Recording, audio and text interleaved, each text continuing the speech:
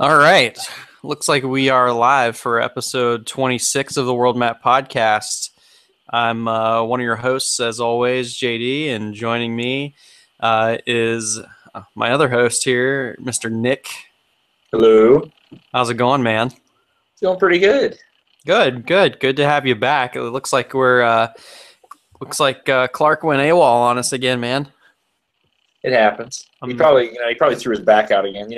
He's getting I, old. Probably playing that DDR. I mean, he said something about he had to make a trip to California, but my best guess is actually he just broke something while playing DDR. Broke a sweat because it's such a sweet game. Fair enough. Fair enough. That could have very well been it, I suppose. What do you say, man? You gonna do this thing and just jump right into the backlog? Let's get it done. So you and I, with our 4-person squad we were playing with, we finished the Halo 5 campaign this past week, and if you missed episode 25 and you want a really in-depth review of Halo 5 Guardians, go check that out because we talked about every single aspect of both the campaign and the multiplayer. Gave a really comprehensive review and kind of looked at it on both sides of the coin. I think you were a little more positive on it than I was, but I think generally we both agreed it's a good game, but it's in that 7-8 range, more so than the 10 range that maybe we would have put some other Halos at release. But we finished the campaign, and what were your thoughts at the end of that thing? All right. Well, I'm gonna have a more positive look on it. I know than you are. But I don't know where you're making assumptions here, but they might be right. let me go ahead and first off, I didn't mind the whole story. Getting to the end of the campaign and playing it on Legendary, there's a sweet, not a sweet, but it's kind of a nice little ending after the credits that you only get with Legendary. But I'm not going to throw any spoilers out here. We left our last Halo 5 talk spoiler-free, so we're going to be very general with this story here. But I personally liked it, but I know a little more about the lore, and you kind of need to know that to get everything out of this campaign. But one of the biggest problems overall, I feel like it starts some really cool ideas, but then just forgets about them story-wise halfway through. You're just kind of like, where did that go? And I don't know. And the main boss, too. When I play a Halo game, I'm always hopeful for that last level warthog race to the end. Yeah, right. Halo 1, Halo 3 had it, Halo Reach had it. I mean, it's great. Halo 4 started this trend, it seems like. I'm going to call it a trend because there's 2 games now that does it. So I'll call it a trend. That's a trend.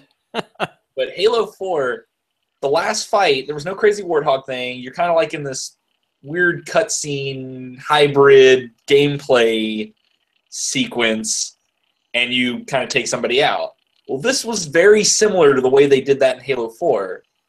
And I don't know. I mean, it's not a big deal. There's something more exciting about riding a warthog across an exploding Halo or an exploding facility. So, I mean, I liked it overall. I thought it was great. I've actually gone back and played it single player through, and it's really cool. You can play different paths than like the path we took when I was playing with you, Josh. I went back and played through different paths when I played by myself because there's so many kind of branching tunnels to take where you can really get the flank on enemies and do things. But I liked it overall. I'll still give it my 8. I'm not going to really give it any better. I might actually drop the story and give the story a 7, but the game overall. Yeah. I mean, I'm totally with you on that ending. Story aside, like gameplay wise, the ending felt pretty anticlimactic to me, and I guess part of that's how it's tied into the story. But I agree with you. I always liked like the whole exploding Halo ring and being on that warthog and just like that kind of mad dash of a finish, or thinking back to something like Halo Reach, where if I remember correctly, I think it's been long enough we can spoil Halo Reach, but if I remember correctly, at the end of that one, you're like an ODST who's like slowly dying. I think you die, right? Don't you die in the end of ODST? Not an ODST. What's I remember there being one where I'm like in a firefight and like. Yeah, you're a Spartan in that game. I mean, come on, it hasn't been that long. I'm not in Reach though. Don't you like die at the end? Yeah, Halo Reach was such a weird ending because all the other Halos, you got to finish something, like the Warthog thing I'm talking about, or you fight a boss. Yeah. But in Reach, you get to the end, and everybody that knows Halo should know that Reach fell. I mean, that's just, I'm not spoiling. Right. Everybody knows this. But in Halo Reach, the way they went about it was great. You can make that ending as epic as you want it to, because your whole team basically dies with the exception of like one guy, and you're left there, and you're busted up. It actually shows cracks on your visor. Right. And you can die immediately, and into the game, you beat it. Or you can fight for as long as you can hold out. Right. And you can make it as epic as you want. It starts getting crazy because you start getting all these elites and all these other people coming down and just like ripping you a new one. So I mean, I really like the way they did. Yeah, that's kind of how I remember that one. So that's my point. Is like we have some of these Halo games with like really great endings, and then these 343 games, like they're kind of weird. I mean, I'm not saying Halo necessarily needs a boss fight. I think like Bungie's endings, one real boss fight with yeah. Bungie. Yeah, and like Bungie's endings were like kind of creative and different each time, and then I feel like 343 that's kind of like, let's just make the arena battles that you're having throughout the game. Let's just have one arena battle that's slightly larger and then a longer cutscene. You know, it's like I don't know. I felt like they could have been more creative with the ending. I'm not saying it needed a boss fight, but just something that made it feel more. You know, I would have just thought that, oh, this is just a slightly harder level because we're like longer into the game. I didn't think what we did last in the game was going to be the last thing. Yeah, and the worst part, I guess I really shouldn't. I'm not gonna say it then. I can't say the worst part because that's not a spoiler. You know, I'll just bring up. You'll understand what I'm talking about there, Josh. The end, when you go down that elevator that leads to that kind of weird cutscene hybrid, and you see all those guys there. I would have liked to have done a little more with all the enemies that kind of surrounded you at the end there. Yeah, right, yeah. Well, and because the rest of the game sets it up that way, you know, you kind of have the same fight multiple times in Halo 5, you know, and you never really get to finish that fight so much. It's not the Halo 3 motto right here. You don't finish the fight in Halo 5. Right. Even though I think that does pop up on the screen at one point, but it felt a little watered down if that was the case. I felt really weird with the way Halo 343 and Bungie. There are two differences. I felt like Bungie kind of just gave you this kind of more sandbox world, and you kind of pieced your own story together, which was cool, but their endings were much more creative, much more fun. 343, I really do like the way they give the story more of a cinematic, experience. Yeah. But they never really carry that through to the end. It kind of just drops off. Yeah. And this is the second game in the second Halo trilogy, right? And number 2s are always hard to do because you're not setting anything up so much because you've already done that, and you're not finishing anything so much because you're going to do that in the third one. So it's really difficult to pull off like number 2s in a trilogy. I think Empire Strikes Back is like the rare exception there. I don't know. Back to the Future 2, probably the best Back to the Future movie also, but yeah, so we're in agreement there. But generally, I think people have trouble figuring that out, and it just seems like, again, Halo 5 is a good game, but it fell a little flat in terms of story. I went back, you were kind of like, well, we were talking through the co-op, and so we missed some of those non-cinematic, just like on the ground, like voiceover things that were happening in the story. I went back and like read the like word for word synopsis of the story online, and I honestly like still don't really get it. Well, hey, I'm gonna give you. Here's the reason you don't get it.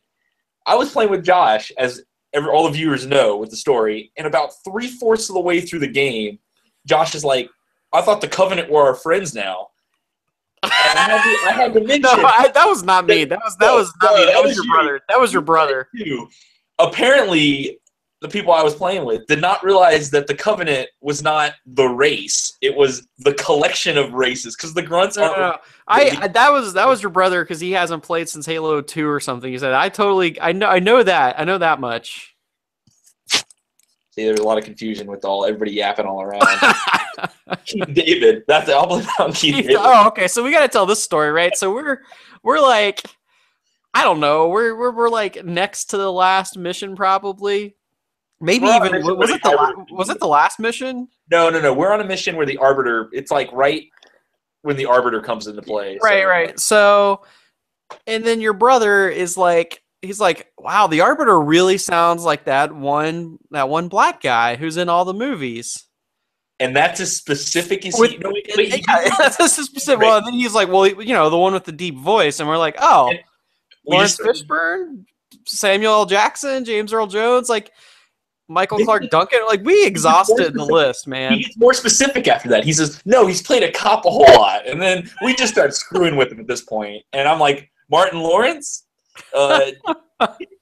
Yeah, I think we pulled out. I think we even named like the guy who played Turk on Scrubs.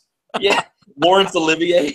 Yeah, and we pretty much named every African American actor in existence by the end of the night. And the sad thing is that he went AFK for like 20 minutes trying to figure this out while we're dying, can't beat the level. And then come to find out, if he had just like looked at the IMDb page or something for Halo 5 or like the wiki, he would have found out that the guy, Keith David, who he was talking about, actually is the Arbiter's voice. He doesn't just sound like him, but he seriously let us get killed for like half an hour over that. But in his defense, him being AFK gave us a great spawn point.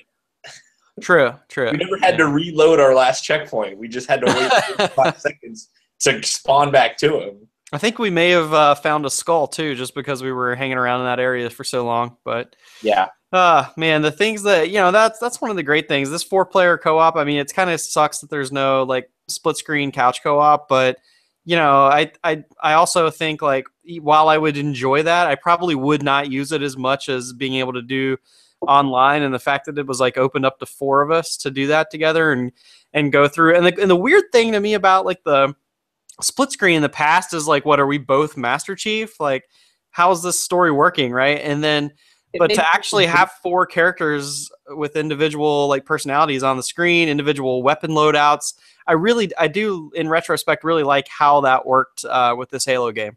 We can go ahead and since you went ahead and said 4 individual personalities, that was one big problem I had with the game. You got to play as Master Chief and his blue team, which are people that he knew since he was basically abducted into the Spartan program. Mm-hmm. And it doesn't really build on any of these characters in the game. You really have to know their backstory through the books and lore, and that kind of sucked a little bit. I felt like they were just kind of almost mindless drones in the game. And the same thing with Spartan Locke's team, but unlike Master Chief's team, Master Chief, you know him, you love him. Spartan Locke's entire team felt that way. I guess the character Buck, he was an ODST, and he kind of got a little extra stuff in that game. And we kind of like have I think like a little bit of a tainted opinion of Buck because he looks like and is voiced by Nathan Fillion, so it's kind of like we think we know who Buck is based on who we think Nathan Fillion is in Firefly or whatever, or Captain Hammer from Dr. Horrible's sing-along blog. But I think also like the fact that Locke's team took their helmets off in the game, and it's like we see their faces, and I think like we develop a little more of a connection because of that too, whereas Blue Team, we never really get any of that. But man, I thought for sure we'd get to play as Chief a little bit more, and like I feel a little bit abused by 343 and their like whole marketing leading up to this, because they really like frame this thing as like a Locke versus Chief game.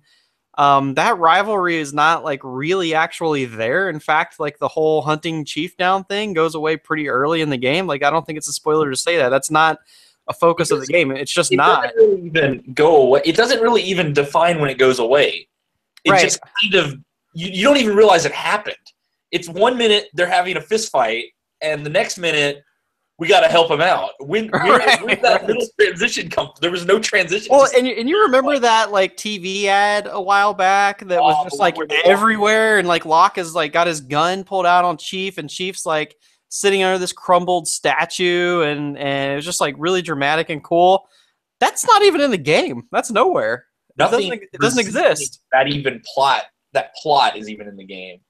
But yeah, it's weird. It's like I understand maybe they were trying to like keep things under wraps so that they could unveil like some really like different story that was like this big twist we didn't see coming and wow us with it. But the fact that the story is so just kind of mad, like it made me actually want the one that they were advertising. Exactly. You got to think about how weird that would have been too, because that was kind of insinuating, hey, Master Chief might have actually become like the bad guy. He might have built up towards the bad guy, and you're playing as this new group, and that would have been cool. Though it would have been terrible to see Master Chief become the enemy, but it would have been a really cool story, and they could have done a lot with it.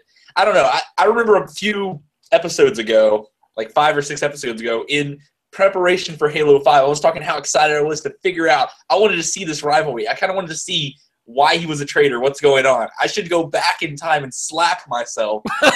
Like, don't get excited because there's nothing to be excited about. Yeah, well, that's the whole thing with the story. You can talk about, like, does it make more sense if you know the lore and whatever, but I think what it boils down to is that almost nothing happens at all in Halo 5. There really almost is no story. Like, there's some dialogue and there are some characters, and like it kind of builds around the lore a little bit. But if you think about it, what did we actually do in that campaign besides go from point A to chasing something we were chasing? I won't spoil it.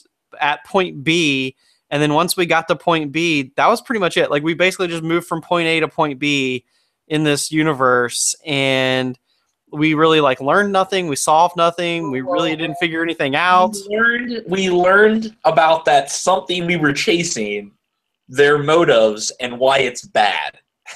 Okay, well, it's just did it in a really roundabout way that if you're not paying attention, you could miss that. I guess, but it's like, I don't know. I feel like it's just like a copy and paste of The Matrix or like Terminator or something at that point. Here's where I'm going to see it. Just because I love Halo, I'm going to see it like this. Halo 2, the story, was one of my least favorite of the original trilogy stories. And the ending was very terrible for me, too. It was a big boss fight with a Brood.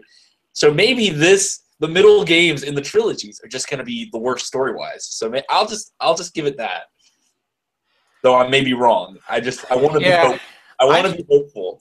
I just hope we get some clarity from Halo 6. And it's like, it's going to be a while, and I'll have forgotten this entire conversation. I'll have forgotten, like, who the Covenant are, like, who the Prometheans are. I'm not even sure if I still, at this point, even remember who the Prometheans are and why we're fighting them. But, like, by Halo 6, I just hope we get a little more clarity. I will say that little extra scene you mentioned that we got because we finished it on Legendary. I'm excited. I mean, I wish that had been the game. Like, when I saw that, I was like, oh. It ties it back to the original trilogy, and that's as far as I'm going to get, and I'm really excited for it. Yeah, me too. I will say I was very happy that there were no Flood in Halo 4. I've always liked the Flood. I don't know what the problem is. I hate the Flood. I like the Flood better than the Prometheans. They're so freaking stupid, Prometheans, and they're teleporting all over the place.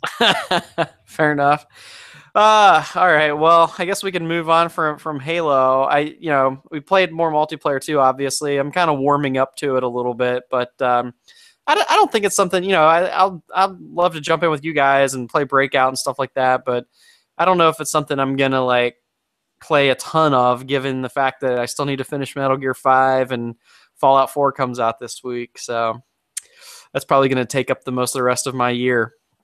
Let's move on. I wanted to talk about, and this is a game you had talked about on the show before, Nick, Sunset Overdrive. I know you got to try this game, and boy, I tell you what, I really started to become frustrated with the Xbox One when I went back and tried to play this game because yeah, okay, so it needed like an update, which it's an older game. That's fine, no big deal. My internet's fast. It downloaded pretty quickly.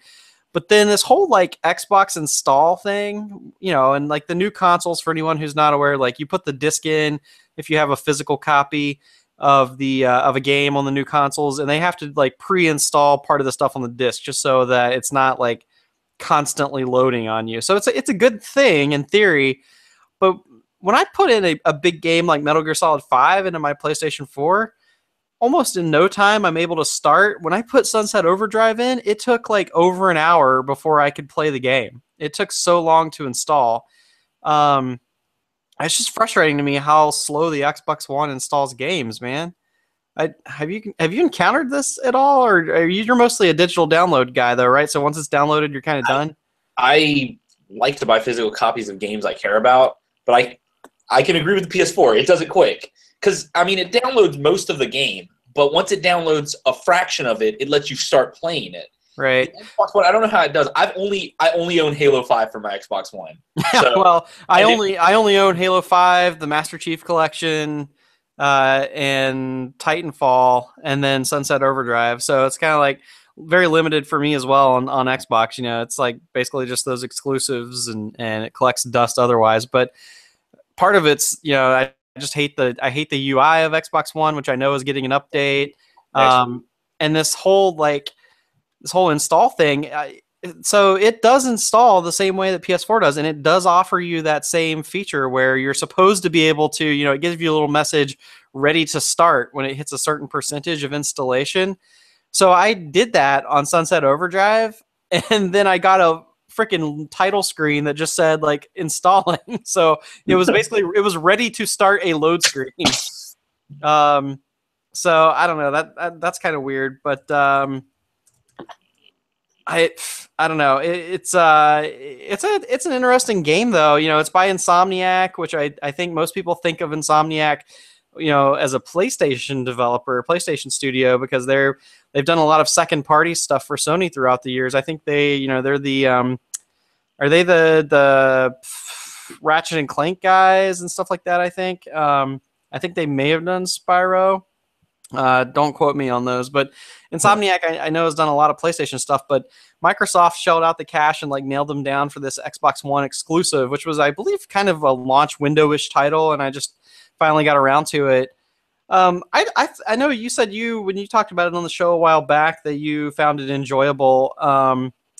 I also found it enjoyable. I found that I felt like I was fighting the camera a lot because of that emphasis on constantly moving and constant traversal and like grinding and jumping and bouncing, and like, you know, you get strong enough to defeat the large hordes of enemies because you're getting those multipliers from moving all the time, which just felt to me like I was constantly like fighting the camera to aim at enemies while trying to pay attention to where I was going. An interesting idea. I just don't know, like, it needs a little something in terms of execution. But man, the art style and the writing of this game, I thought were really cool. I'll agree. I thought it was so quirky and ridiculous that it's so over the top that it's extremely enjoyable without tipping. It's really, because when you go that far over the top, it's really hard to make a game that's just kind of stupid, like, this is dumb, what am I doing? But they really kept it. Yeah, I just love how like there are so many like vibrant, bright colors in the world of Sunset Overdrive. I like how you can be really silly and customize your character. I mean, I made this guy with like blue hair and a goatee who kind of looked like my dad, but I put him in like a Hawaiian shirt and a purple skirt and like some bunny slippers or something. Like, just it's really funny. Like, everything in the game is really funny, and like they break the fourth wall and kind of like make a lot of self-referential video game jokes. You know, when you first spawn into the world, the character turns around and like hits the screen, and it kind of like bounces the camera back into view. I mean, there's just always little like things. You know, the respawn animations are like very different every time, and it just does a lot of fun things. There's this great like kind of rock music vibe to it that fires up whenever you're in a battle. Really love the atmosphere and writing and all the new ideas that this game brought to the table. Don't forget the weapons. The weapons, oh god, yeah, dynamite teddy bear launcher. Insomniac did make Ratchet and Clank, so you are to expect a certain amount of ridiculous weapons. Yeah, exactly. Yeah. So, you know, I love so much about it, but unfortunately I hit this like game-breaking bug area where it was an escort mission. I don't know if you played this part or not when you played, but I had to escort this like nerd Sam, and escort him while I was to a train so that we could escape in this train or whatever. I got to like this one point where I was supposed to like follow him basically, and he just started standing there, and the only mission objective on screen was to protect Sam. But Sam wasn't in any danger. I had already killed all of the enemies, but there one little area that like the last wave of enemies is supposed to spawn out of in order to like advance that part of the level. It would just never happen. I reloaded my checkpoint, like all this stuff. finally I went online and like people had posted all over Insomniac's forums and everywhere else having the same issue. And you had to do like a hard reset of your Xbox One to get it to get past that part. And that worked for me. But I don't know, it just kind of like stopped the momentum. And I don't know if I'm going to come back to this game. Like it's like so much potential in a game, but there are all these like little things that just keep making me like kind of shrug my shoulders at it and wonder if I want to come back to it. But I hope that they take the ideas in this game and the art style and all that kind of stuff and do like maybe a Sunset Overdrive 2 or just like put them into some other game in the future and make it a little more polished, because there's a lot happening here that I like. What about you, Nick? I know you have been playing a little Zelda Triforce Heroes. We talked about the demo a while back. Now you're playing the real game, I presume? Yeah, the real game. See, everybody remembers the old Paul Bricker that came on the show many, many episodes ago. He calls me up out of the blue the other day and asks if I was going to get the game. I told him I'd get it if we found a third. And the brother who shall not be named, he decided to grab it too. And so we've been running through it. And I like it. It's really good. It's much better playing with friends than strangers. Those strangers can kind of create some kind of hectic insanity that, can be enjoyable too. But playing with friends, it's fantastic. It's a great game. I really like the puzzles, and this wasn't in the demo. You've got, in the demo you'd play this forest area, and then you got 4 levels, and on the 4th one you fight a boss. Well, after you beat an entire area, you can get challenge sets where it's got to beat it in a certain amount of time, or do it with half damage and you take double damage, or things like that. And if you have something like that, you'll get double the enemies too to make it twice as hard. So it has all these little things that kind of change up the gameplay in the same area. And the costumes, of course, too, where you change a costume. Any of you that don't know anything about Triforce Heroes, it's not a traditional Zelda where you collect a whole bunch of stuff. It's almost like Four Swords Adventure, or Four Swords for the Game Boy Advance or 3DS, where you get with friends and you can complete little mini dungeons. And in the mini dungeons are the weapons that you need to complete that dungeon. But Triforce Heroes puts a twist on it. Like, you can get this costume made that makes your bombs twice as large and blow up twice as, have twice as big of a blast radius, or an arrow suit that basically lets you shoot 3 arrows at a time instead of 1. So there's all these little things that let you take half damage, which is good for some of the challenges I was talking about. So, I mean, it's really fun. It's a really interesting game, and you can get that jerk bag that likes to throw you off cliffs and ruin the time for the team there. But let me talk about a couple other aspects of this game. First off, the single player of this game is awful. The absolute worst thing you could ever do. That makes me sad, because I felt like that's probably how I would end up playing it if I got it. You'd rather play with strangers than play the single player. Let me explain why. When you play with strangers, when you play with friends, you can coordinate, you can get the job done. When you play with strangers, you might get the job done. You might do trial and error constantly until you get the job done. Or you have that jerk that just ruins it for the team, but you can blacklist him and have him kicked out, and then he never gets back in a game with you. So that's cool. But single player, I figured it would be somewhat of a different experience. No, it's literally the exact same game, except you control all 3 characters. But not the same way you would in Four Swords Adventures, where you control them all at the same time together.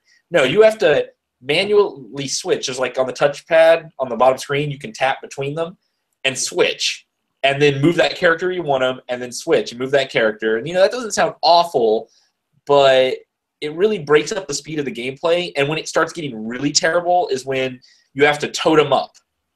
I'll pick up one guy, and then the other guy, I'll have to switch to him and then pick it up.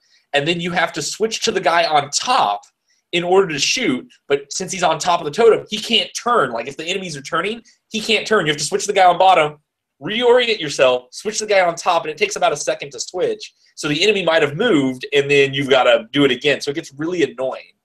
And yeah, if it's the exact same everything else, that it sounds to me like that would be horrible, because I remember from playing the demo, like, there were a lot of moments that required pretty fast coordination between the three links on the screen, where you had to like drop a bomb and then blow it across quickly before a door closed. So I can see like it taking a lot of very, very quick and frustrating attempts to make that happen as a single player. Yeah, it's not fun at all. I didn't enjoy it. I played one level just to try it, didn't enjoy it. Though on the good side, if you play it with multiplayer and you beat the level, it actually your single player and multiplayer are combined. It's like one thing. So when you beat the level multiplayer, it still counts as being beat if you go back in single player. So you don't need to play the single player to complete the game all the way. How much content is actually there? I mean, does this qualify as like an actual, true Zelda game, or is this just kind of like a hold us over until the next one? Well, I don't know about a true Zelda game. I mean, it is a Zelda game, but it's not. When I think of a true Zelda game, I think of an epic adventure, and you're going through open world. It's not that kind of Zelda game at all. Like I said, it's like mini dungeons. But there is plenty of content for the $40. I will endorse that statement. Approval. And here's why I believe that. You've got 8 areas that I know of so far, and each area you have 4 sections, and each section has 4 subsections. So, and it doesn't take long to beat these subsections, and you play through the 4 little things, and the last one has a boss, and you do that 4 times for an area, like forest, water temple, this, that, And where the content really comes into play is when you start trying to do all these little challenges that it's in there in the same area, but they change the way it's played, like pop all these balloons, do it in a time limit. You got to carry an orb to the end of the level, but the trick about it is the orb creates like a radius of light, and if you go outside that orb for so long, you start taking heavy damage. So you got to work together to kind of move the guy with the orb to the end of the level because he can't touch water or anything like that, but you also got to stay near him, so some of those puzzles that require you to be far apart are a bit trickier. And I will say, me, the brother who shall not be named, and Mr. Bricker there, we've been playing one complete area a day, and that complete area has been taking us 3 to 4 hours. Wow. So, and that's to do all the challenges, too. So 3 to 4 hours per area, 8 areas. So let's just go ahead and say 4, because some areas, they're getting harder. So 4 times 8 is 32 hours minimum, but that's just the base stuff. You'll get 30 to 40 hours out of this game at least. Wow, that's substantial. That's a lot more than I expected, actually. And I will say the water temple is still awful. Water levels, they still haven't got them right. They always are, man. Those freaking water levels. That was actually what we did. We did that earlier today. The only good water levels are Donkey Kong Country, man. So you can ride that swordfish. That's true. That's true. Yeah. The game's fun. If you like Zelda and you can get a group together, or you don't mind playing with strangers, it's a fun experience. It really is. Awesome. A couple other games I wanted to just touch on real quickly. I tried Numa out, which is one of the free Xbox games with gold games for the month of November. It's kind of weird how they do games with gold. Like some of their games come out in the beginning of the month and some come out in the end of the month, unlike getting them all at once like PS Plus does. But I tried this game Numa, which is essentially a walking simulator. It's like kind of a puzzle game. So it's sort of like something like Everybody's Gone to the Rapture or Ether 1, except for like horribly controlled.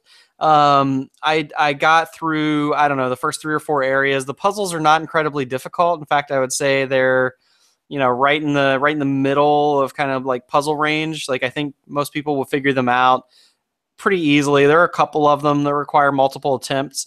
But for the most part, if you fight anything, it's not the puzzles, it's just the controls of the game, because there's no like action buttons so much.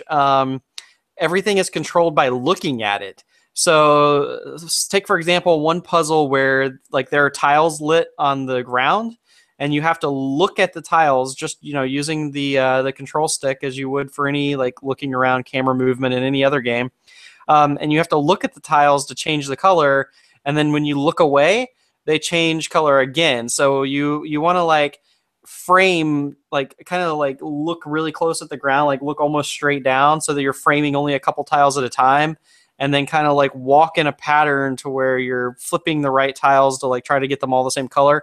So you can imagine, like, can you just imagine this, like how, like if you barely get the wrong tile like in the edge of your screen, and it changes the color, like how frustrating they can be. I mean, it's just horrible. And then like there are puzzles where like you have to look at clocks and like they're all on a timer, and so you want to like look at them all to reset the timer and then rush to a door before they run out of time. But if you happen to like just turn slightly enough to get one in your range of sight while you're running to the door, it resets that one again, and so they're all out of alignment and the door closes. So I just think I was fighting the controls so much in Duma that I just gave up because it was just horrible. It was straight up. I hate to like call games that I know people work really hard on horrible, but the whole idea of controlling like this, like it could have been fixed so simply by just like give me a little reticle and let me push the X button on each of these things. But no, it's controlled by looking at it. So it's like they put two controls into one input. You know, it's like if the jump button also made you dash at the same time in a game or something. Like basically you need to look around the world to see what's there, but that's also controlling the things in the world. It's bad. It's horrible. But speaking of free games, I also played some PS Plus stuff, which we got the Walking Dead Season 2 on PS Plus this time around for November.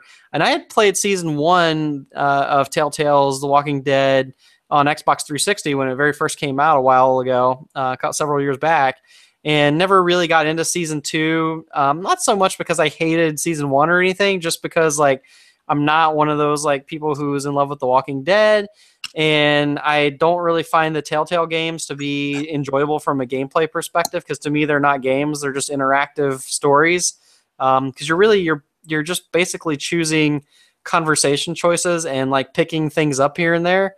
They're not even as much of a point and click adventure game as the stuff that Double Fine does, like we got last month with Broken Age, for example, which requires you to like solve puzzles a little bit more, and be a little smarter about it. These really are kind of like very, very easy, just interactive storybook kind of things. So it's not really for me so much, because I enjoy like something that has some challenge to it and like where the controls matter and is like a true game. But I will say, man, I don't know, Nick, if you've played these games before and you're like into the Telltale stuff, but the writing is always so superb. Just like the stories really draw you in these games. Yeah, I've not played The Walking Dead Telltale. I did when Telltale first started making their games. They did Back to the Future, and so I played the Back to the Future Telltale games, just a couple episodes of it. And I agree with everything you've said there. They're not really for me, but I can see the merit people see in them. I mean, the writing is fantastic, and they really put a lot into their writing and their story. But I can't really see it as a game. I mean, and all the Back to the Future ones did was kind of just make me want to go watch Back to the Future. Yeah. I mean, I'm right there with you. I wish that like I hate to say like, oh, this isn't really a game. You know, it's kind of like, because it's neither bad nor good as a game. It's more of an interactive story. So if that's something that interests you, and you have a platform, I think these games are on like iOS and stuff too. They're on pretty much every platform. Maybe go check them out if that appeals to you, because the story's really good. Like I played episode 1 of The Walking Dead Season 2, and I really I want to know what happens next. Like they do that good like cliffhanger thing in between episodes. I knew all the character, like I knew Clementine from Season 1 and all that. So I don't know, I'm interested, but it's like it's gonna sit there on my dashboard on my PS4, and maybe if I'm in like a really big gaming drive, like at the end of this console life cycle, like 2-3 years from now, it might be like something that I pick up and finish then. But there's just too many like games coming out for me to like spend all my time on something like The Walking Dead. But kudos to them for the great storytelling that they do. I will say the Telltale engine, like they've got to rebuild that game engine at some point, because it's just so janky. It's like, I mean, on a powerful system, even like the PS4, like I thought maybe it was like some kind of thing with like the 360 back in the day, but their game engine is still janky as it ever was. I mean, it like skips frame rates and stuff all the time throughout some of those cutscenes. Really, really weird. And then the final thing I'll talk about, Nick, before passing back off to you, is Hearthstone. And this is the game that, I get disgusted with and say I'm never going to play again at least once a month. And then it sits there on my phone. I don't delete it. And I open it back up and discover some kind of new awesomeness every time. And recently Blizzard added a co-op mode to Hearthstone in the Tavern Brawl that was going on this week. Have you seen anything about this or tried this co-op out in Hearthstone? No, I've actually not played Hearthstone. Oh my gosh, dude, you complain about it too much for me to ever want to get it. Okay, yeah, no, I know I complained about it, but it's good complaining. Like, it's just, even when I am like rage quitting because I feel, so underpowered compared to the people who spend money in Hearthstone, when I finally build a deck that I come up with off the top of my head that finally like wins a couple of games against those people, I feel this just utter joy and satisfaction. And I will say, like, since Blizzard added Tavern Brawl, that's been what I've gravitated toward instead of ranked matches, because Tavern Brawl, instead of like building your own deck out of cards you've won or purchased, in Tavern Brawl, a lot of times it's built from a randomized deck, or they assign a deck to you. And so that's what's happening in the Tavern Brawl right now with the co-op. Is you play as one of two of the heroes, you get a deck, pre-built deck assigned to you, and then you're working with your enemy, with your other player on the other side of the game board to defeat a boss in the middle of the game board called Mechazoid. And so he has like 95 HP, whereas normally you're fighting somebody who has like 30 HP. And so you're both trying to kill this thing, but it's like uber powerful. It gains like 2 attack every round, so it can get up to like 12, 14 attack really quickly and take you guys out very, very fast. So what you have to do is constantly be healing each other, and you have to be playing your cards very smartly in ways that give not only you bonuses, but your co-op partner bonuses, so that you guys can take out this boss quickly before it powers up too much. And it's just a ton of fun, because cards that normally inflict something negative in the game all of a sudden become positive. So, for example, there's a card in the game that it allows you to play a 4/4, 4 HP, 4 attack character with very low, you can use very little mana to play that guy early in the game. But usually the penalty for that is like playing that card makes your opponent's spells cost 0 mana the next round. In this case, when you play that card and your opponent's spells cost 0 mana the next round, they're not your opponent, they're your co-op partner. So you're actually giving them the gift, and then they can use all their spells at once on the boss. So it's a brand new twist on Hearthstone, and I really like it. It's not what I expected. I thought when Blizzard said they were going to add co-op to Hearthstone that it would be like 2v2 or something, but this like one-on-one with a boss in the middle is just such a cool idea. It gets a thumbs up from me. I really like it. I think it's definitely worth trying out. Even if you're new to Hearthstone, I think you'll have a lot of fun with it. But Nikki, you jumped back into a game that I am in love with and have been in love with since the PS4 came out, which is Infamous Second Son. But you were playing the First Light DLC, is that correct? Yeah, see, it's kind of funny that happened. See, I played Second Son too, and the game was fantastic. I really liked it. There were little complaints I had with it, but overall, it was just one of them games you just put in and you could just play. Yes. Oh my god, it was my game of 2014. I just want to go ahead and ask, just off topic from this real quick. Best power in the game. What was your favorite? So spoilers a little bit, not story spoilers so much, but the best power in the game is the one you get for the final boss.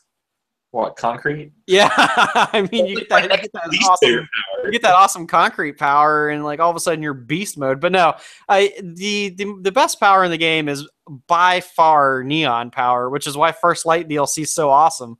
Okay, see, I was curious if you were gonna go neon. Neon's not my favorite. That was my number 2. Okay, I like the digital power. I just love soaring through the sky like a digital angel. I don't know. It was really cool to just shoot around satellite dishes. But anyway, that's off topic. I was just curious about that. Second Son First Light, when that was free for PS Plus a while ago, I don't even know how long ago that was, I had a large backlog then, as I still do, and I had a friend come over, wanted to play some games the other day, and I started going through my library of downloaded games on my PS4, and I get to Second Son, First Light. I was like, I forgot I had this. I've never played this. And so I just cranked that on and just started playing it, and then I played it some more, and then I kept playing it. Yeah. And then I lost the night, and it's fantastic. I really like it, and I like how they did the story and tie it together, kind of who this character was and how they came to be before Second Son, before your guy. I forgot his name. I was gonna call him Desmond, but that's oh God, I could have said it if you hadn't asked. but anyway, before he meets her, and so I mean, great game, fun gameplay. Delson, not Desmond. Delson. Yeah, I knew it started with a D. I just couldn't remember his name. Yeah. But great gameplay, fantastic. I mean, I don't know. I might switch from digital if I finish it. I'm about halfway through, I think. I just played for a good few hours there. But I'm really liking the Neon. I really want them to go ahead and give a backstory DLC to both other character powers too. Yeah, that was what I found weird, is like I feel as though probably they're done with DLC for that game, but I thought when we got First Light that we would then get DLC for each of the other side characters in that game that Delson worked with, and that hasn't been the case, but I agree with you. That would be great. I'd love to have that. What I liked about First Light is not only that the story was like so good, and I got to get more backstory on my favorite character from the game, who was also this great like female character, but also like most times when a developer releases DLC that's just like an arena mode, it's horrible, and you're like, wow, this is really all you have? Like, I want more story. But what they did with this was they gave us more story and a really, really good arena mode. Like the arena battles, the arena's huge that you fight in, and the arena battles are just straight up awesome. They're super difficult. Like, this is exactly my type of game because it's extremely, extremely difficult, but it's very easy to master the controls once you apply yourself to it. And that's just always a combination for fun. Speaking of this game too, and how we were hopeful for getting the other two characters, the smoke guy and the digital guy. I feel like they were going to do that, but they've stopped talking about it, or they just dropped it off, because when playing this, when you're inside of the training facility at whatever that place is called that captures the conduits. Right. When you're in there, you can actually notice, you can see these smoke things as if the smoke person's there, or you can see there's dishes on some of those buildings, those digital buildings in there. And I like how they really connected the characters too. Because in the game, there's this digital. I mean, I'm probably going to throw some spoilers out there, but it's been out long enough. You should have played it. So there's this guy, this real nerdy guy that can control like digital power. It's really weird. He can create like holograms, physical holograms that can fight, things like that. And so when you're playing as this girl in the game, for the training area, you're fighting his digital creations. The main character, the main villain of the game, is sitting there talking, we've got another conduit that can create this stuff, and he's going to do this to help you train. And so it kind of pulls these other side characters in to the game very subtly that you wouldn't even know if you didn't play the actual game. If you just played First Light, you wouldn't know what the heck was going on. But if you played Second Son, you would be like, okay, there's some nice little subtle references to these other characters, too, that were also part of the same facility captured. Yeah, I agree. It's so awesome. Also, the other cool thing about that is it's standalone DLC. You don't have to have the main game to get it, which means it has its own platinum. So I as a trophy hunter, I really liked being able to platinum that one. Although I will say it is not a super easy platinum to get. It's not terrible, but it requires mastery of that arena mode, which gets really crazy in some of the upper waves. But yeah, wow. Infamous Second Son is still, it's what's crazy to me is it's like the X-Men game that somebody should have made years ago. It makes you feel like, wow, like this is an X-Men game in a way. But then they take it past, like you would expect, like, oh, I'm going to have fire, I'm going to have ice, I'm going to have like wind, earth, all those like traditional RPG / Captain Planet powers that you have in every other game. No, they threw it off some crazy concrete. Yeah, I mean, concrete, smoke, neon, digital. Yeah, exactly. Like, I would never expect any of these to, like, if you asked me to come up with a superhero power, I would never think of any of these. And so I was just like, so cool how well they pulled all of them off. I just love that game. It's awesome. All right, man. Well, I think I do hear the news motorcycle rolling in. I will say though, as we move into the news here, you mentioned that I think Link and I have a little something in common. What? Well, you said that Link has there's a outfit in Triforce Heroes that makes your bombs twice as large, and I too have some outfits that make my bombs look twice as large. Oh, okay. I was so confused. So in news this week, I felt it was worth mentioning that this may very well be the biggest video game release week of the entire year of all of 2015. in terms of what has come before and what will come after. Like, this is the week, man. Fallout 4, Rise of the Tomb Raider, and StarCraft 2 Legacy of the Void, the final chapter in StarCraft 2. All three coming out on Tuesday this week. That's huge. Which one of these games are you most excited for? The one I can't play, Legacy of the Void. Well, when you get that whirring hamster wheel computer of yours up and running a little better, you'll be able to jump into it. Oh man, yeah. I am pretty excited about Fallout 4, and this will go ahead and throw some other news that we're going to talk about into it as well. Fallout 4, I've never played a Fallout game. I've only seen them, and they've always looked super fun to me. And I want to get it on Tuesday, but I'm a graduate student, and I want to graduate. So I'm going to probably not pick this one up until December. But I'm really interested to see how the gunplay works in this, because apparently they've revamped the gunplay for Fallout, and from what I've read, they've modeled it after Destiny's gunplay. And a lot of people I've spoken to with Fallout gunplay, they say, "What is that mode where you kind of zoom in, slow down time?" It's called VATS. VATS. They said VATS. It's an acronym for something. I don't remember what. They said when you go into VATS, that's like the only way to shoot guns in that game. If you're not in that mode right there, you're kind of just. It feels very RPG-ish. It doesn't really feel like well, if it's going to work like Fallout 3, so VATS is really good when you're fighting higher level enemies, because you have a higher percentage chance at hitting and doing different types of damage to different parts of the enemy's body, or if you're shooting an enemy from a long distance. So you want to be able to target, say the arm of an enemy who's weak in the arm, or you have a weapon that's going to do a certain kind of damage to that armor they're wearing in that spot. And so being able to zoom in with VATS, freeze the combat, and target different pieces of the enemy's body is really helpful in that case. On lower level enemies, like if there's just like a small minion running across the map in front of you, that's where you're probably just going to want to do your Destiny style, like pull up the iron sights or whatever, kind of sites. Yeah, that's what I was saying there. With some of my friends, because I'm about the only one of the people of the group I hang out with that hasn't played a Fallout game, and they tell me, they're like, Fallout, it's fun and stuff, but their basic just shooting mechanic when you're just kind of shooting just willy nilly in the older games, yeah, it wasn't super satisfying. Like it works, it's fine, but it wasn't really satisfying. So I'm really curious on how. I mean, they say they've modeled and it's inspired on the Destiny gunplay, and I'm curious to what extent. Yeah, my guess is it's going to be those like shooting from the hip moments when you're fighting lower level minions that like they're going to die no matter where you hit them, and that's probably where they've put the Destiny style shooting in. It'd be a little more fast paced, but typically, at least in Fallout 3, if you didn't like stop the combat and use VATS.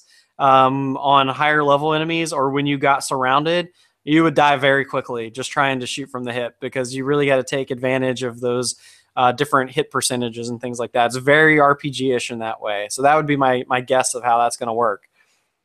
Well, I guess you'll let me know next week. I will definitely let you know, because I will probably be playing nothing else for the rest of the year, save maybe a little Metal Gear once Fallout 4 hits. I do want to get Rise of the Tomb Raider, but I don't know. I don't know when, I got an Xbox One so I could play Halo 5 and Rise of the Tomb Raider, but Rise of the Tomb Raider may be like on its delayed PS4 launch by the time I get around to it. We'll see.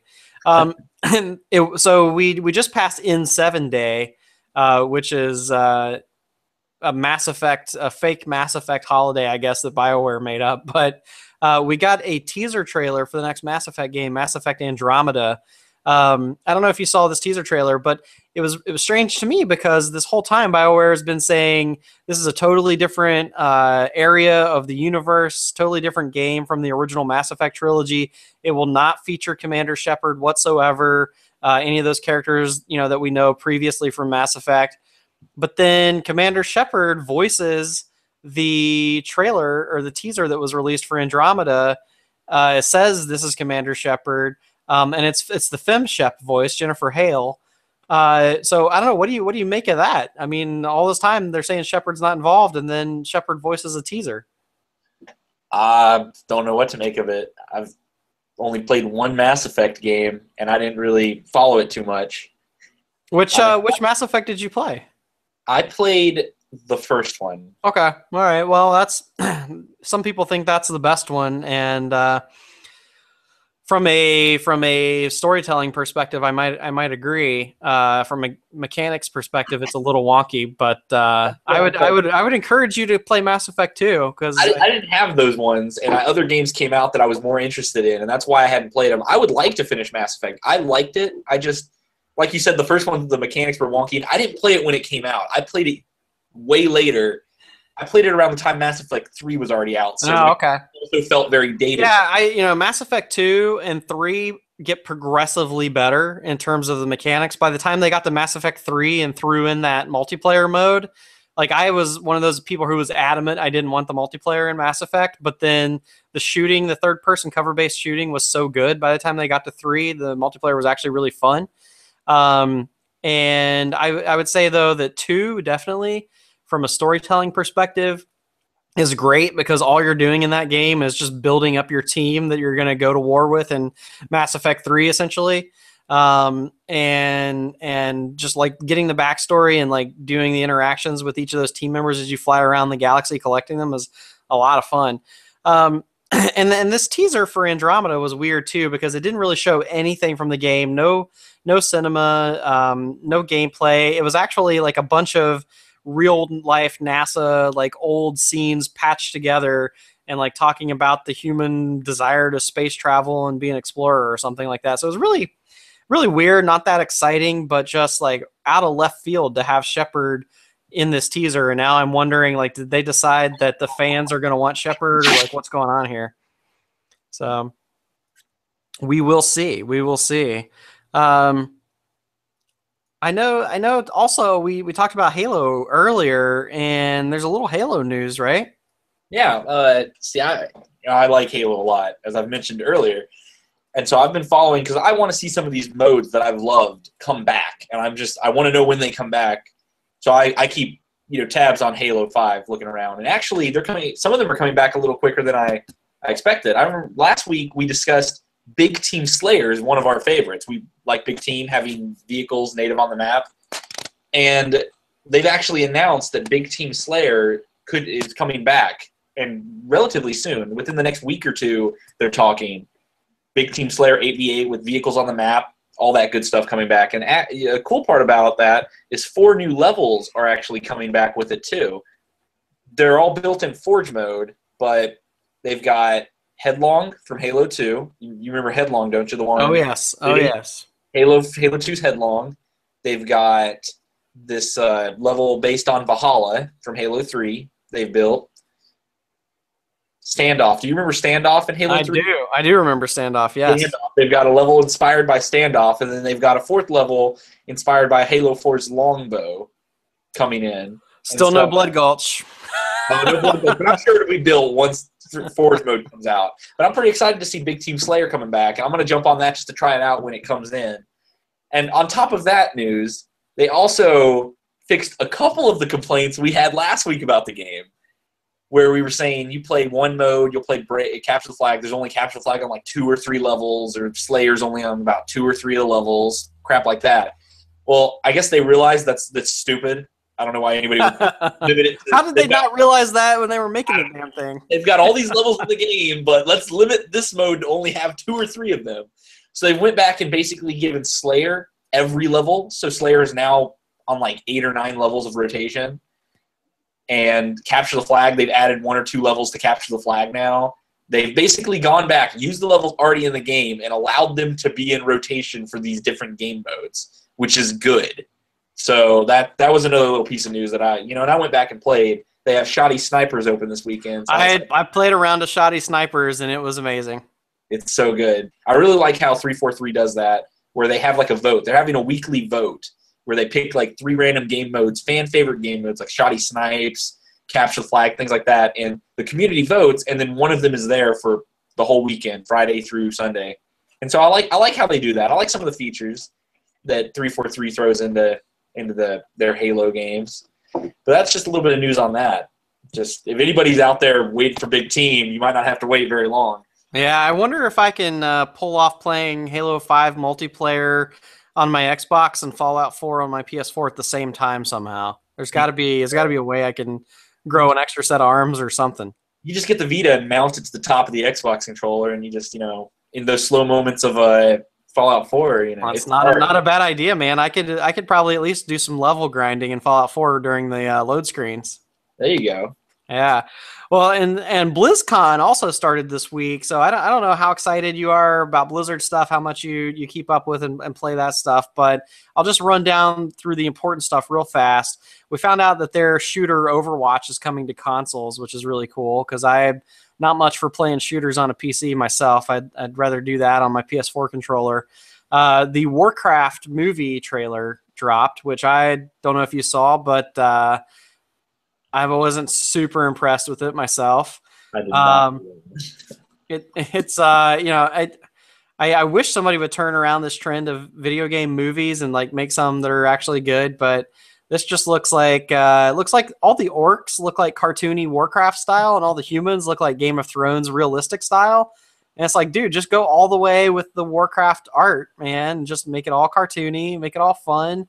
But they're trying to make this like serious medieval like war movie, and then the trailer kind of like gave away everything that it's going to be about, and I'm not excited for the Warcraft movie, unfortunately. They did announce a World of Warcraft expansion, Legion, coming summer 2016. By the time that comes out, like World of Warcraft is going to be probably the oldest game in the world that still has servers up for it. I mean, this game is like over 10 years old now at this point. It's insane how long WoW has been around. And Blizzard recently like stopped talking about the subscriber numbers, which means it's started to finally drop off after all these years. But every time they refresh, everybody I know who actually plays WoW, like every time one of these expansions comes out, man, they jump right back into it and hit the level cap again and like do it all over. It's just like some kind of new crack hits the streets, man. Said Heisenberg. And then Hearthstone's getting another expansion, League of Explorers. So that'll be cool for people who pay for Hearthstone. And then Heroes of the Storm getting some new characters, as it always seems to be, as well as an arena mode. Diablo probably, out of all the Blizzard stuff, got the least news around it. So far, we've just heard Diablo 3 is getting some minor updates, a couple new modes and legendary item type things. I think Overwatch is probably going to be Blizzard's focus here over the next year or so.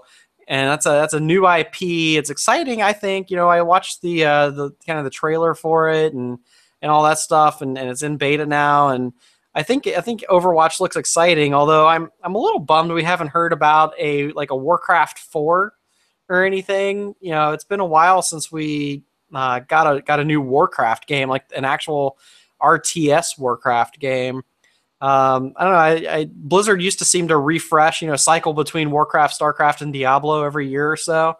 So I'm wondering, what's the next thing in their current IPs, or is the focus now on Heroes of the Storm, Hearthstone, Overwatch? Have they shifted their business model to these more free-to-play games and selling cosmetics and that kind of stuff? I mean, even WoW at this point is kind of a free-to-play game. So interesting stuff coming out of BlizzCon.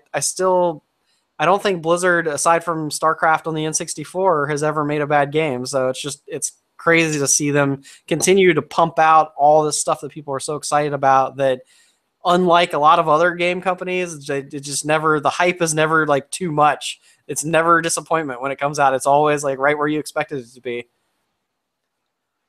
Blizzard, man. They know how to make an RTS. That's for sure. They sure do. They sure do. And then finally, we thought we were done with Star Wars trailers. We got that last trailer on during Monday Night Football a while back, and all the pre-order tickets went on sale. But this week, the Force Awakens TV spot released. I saw it first on Twitter, actually, and it's voiced by the character Maz Kanata, who is a space pirate in the new Star Wars trilogy. I think probably going to play some sort of Jabba the Hutt like role, kind of where there's sort of a den of bounty hunter type characters that hang out with this character. So voiced, strangely enough, by this character that we know almost nothing about. But some new footage there, some new footage of Han and Rey, and looks like maybe she really is his daughter, maybe from this footage, still not giving anything away, which is great. I'm glad that none of that stuff's been given away. Still no Luke Skywalker pictured in any of this. But man, this one, just like all the rest of them, gave me a different kind of chills, man. It's getting close. It's getting close. We got a month and a half. Yeah, I'm ready for it. Bring it on. Bring it on. All right. Well, what do you think, man? Time to wrap up the show? That sounds good. I think you got some some of that homework to do, right? Darn right. Got to get ready for gaming. I front load my homework at the start of the week. That way I can game hard at the end of the week. I like that strategy, my friend. I like that strategy. Well, this has been episode 26 of the World Map Podcast. You can send us your questions and comments each week at worldmapcast@gmail.com. The live Google Hangout on air happens about 3 p.m. Eastern time here on Google Hangouts. Every Sunday, we always tweet the link out and post it. We're at World Mapcast on Twitter, Facebook, Snapchat, and Instagram. You can visit us at worldmapcast.com, and you can listen to the fully edited and produced audio podcast each week on our website, iTunes, and Stitcher. And I think that's just going to about do it. So, hey, go out, tell a friend about the show. Review us on iTunes. Those 5-star reviews on iTunes really help us out with discoverability and new people finding the show, and that's really how we're going to survive. So if you haven't done that and you listen to the show each week and you enjoy what we're putting down for you, we'd like to be able to produce even more better content for you someday. So go give us those reviews and tell a friend about the show. Highly, highly appreciate it. Just takes a second. That's going to about wrap it up. Nick, until next time, man. Popping smoke. We're popping that smoke. Popping it real good.